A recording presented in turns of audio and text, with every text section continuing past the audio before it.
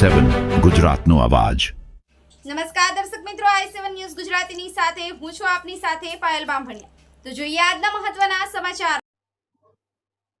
સાબરકાંઠા જિલ્લાના વડાલી તાલુકાના મોરડ ગામે હરસિદ્ધ માતાનો 9મો પાટોત્સવ યોજાયો।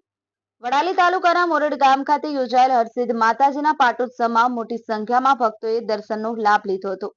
સાથે સાથે મહાપ્રસાદ પણ આપવામાં આવ્યું હતું। આ મહાપ્રસાદનું આયોજન માતાજીના ભક્ત એવા બાબુભાઈ ઠાકોર દ્વારા કરવામાં આવ્યું હતું।